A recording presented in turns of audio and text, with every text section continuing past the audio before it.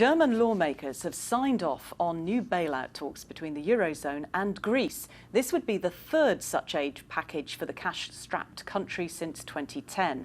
While giving more money is hardly a popular proposition for German officials, the country has already contributed more than any other to Greece's first two bailouts. But German Chancellor Angela Merkel warns of potential chaos if a deal with Athens is not struck. Well, a short time ago, I spoke with Donfried, the president of the German Marshall Fund of the US, about these developments. Just how significant is the German vote? So folks were watching the German vote today because, as you pointed out, Germany is the largest economy in the Eurozone, so they will underwrite the largest part of that third assistance package. There was an expectation that Chancellor Merkel would clearly get a majority in the Bundestag. The question was what would happen in Merkel's own party group, which is where you've had dissatisfaction about the prospect of a third bailout. And what we saw today is over 200 members of her group supported her, but there were 60 members who voted no, plus 5 abstentions.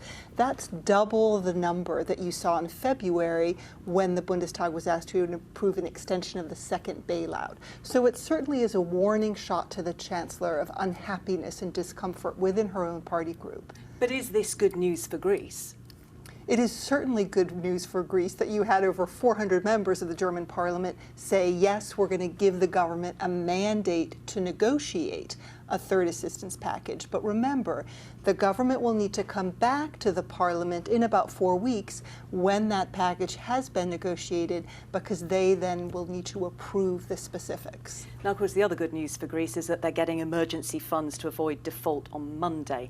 But will this affect ordinary Greeks who, of course, have been subject to these extraordinary cash restrictions? So we had Mario Draghi of the European Central Bank announce more liquidity going to Greece, and then we also had European finance ministers announce bridge loan to Greece.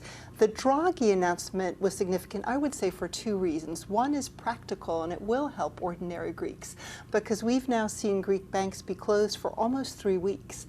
And based on these decisions, the Greek government is expected to reopen banks on Monday, though there still will be capital controls.